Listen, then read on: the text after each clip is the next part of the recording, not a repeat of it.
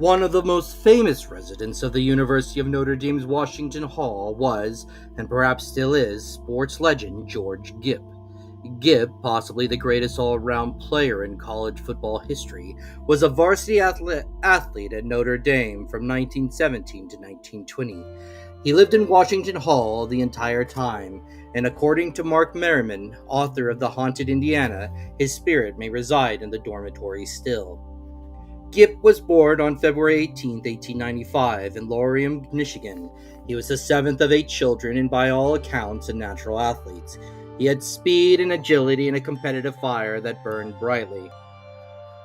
In 1916, Gipp headed to Notre Dame with ambitions of playing baseball. But one afternoon, Canute Rockne, the coach of the Fighting Irish, spotted him drop kick a football 60 and 70 yards just for the fun of it. The persuasive coach convinced Gipp to go out for his team instead.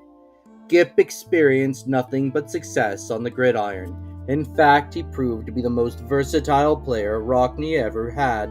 He could run, pass, and punt. He led his team to 20 consecutive wins and 2 Western championships, but sadly his career was cut short. Playing against Indiana University in 1920, Gipp began to feel ill with a sore throat and chills. He lay in bed for a week, hoping to improve, and rose again only to compete against Northwestern University. He played exceptionally well that game, but observers could see that he was ailing. On November 23rd, Gipp was admitted to St. Joseph Hospital and diagnosed with pneumonia and a serious streptococcal infection of the throat. Despite treatment, his condition worsened. Finally, on December 12th, his family and Rockne were sent for. It was then that Gipp, already feeling the cold grip of death, famously implored his coach to win one for the Gipper.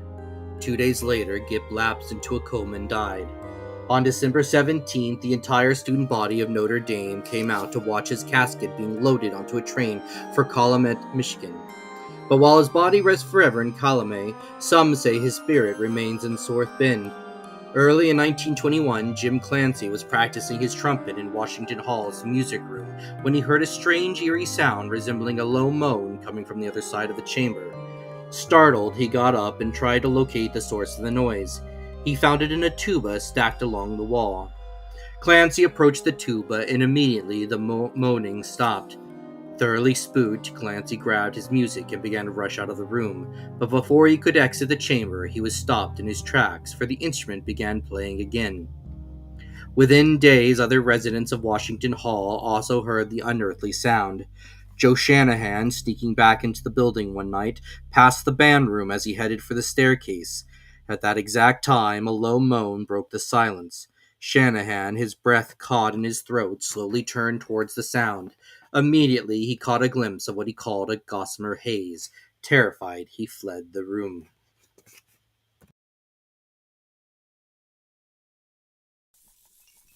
As the weeks and months wore on, the moans became more and more common, and they began to be accompanied by the sound of footsteps. Students started to whisper about doors closing on their own and things disappearing from their rooms, and one person even reported that a ghost pushed him while he walked down the stairs. In the mid-1970s, after some people claimed to have seen the spirit of George Gipp riding on horseback on the steps of Washington Hall, a group of curious students decided to launch a ghostly investigation. The students had heard the stories and were determined to prove the phenomenon's existence.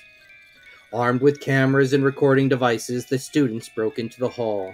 They were trying to be discreet, but were unable to set up their equipment in the dark, so they had to turn on the lights. But the lights wouldn't stay lit. The light switch flicked itself off immediately after it was flicked on. Other odd things had happened too.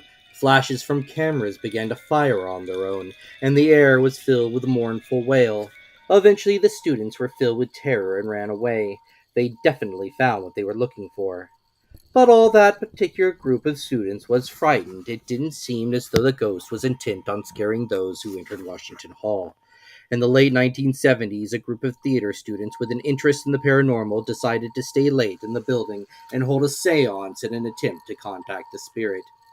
They used a Ouija board and asked whether or not there was a spirit in the hall who wanted to speak with them. They received a puzzling cryptic message. SG, goodbye. Confused, the students asked the question again. They got the same result. Uneasy about the situation, the budding thespians packed up and left. They heard footsteps behind them, and once again they dove into the bushes. Seconds later, a Notre Dame security guard stepped from the building. According to Merriman, the students claim to this day that SG stood for security guard, and that the spirit that walked the staircases of Washington Hall had been offering up a warning.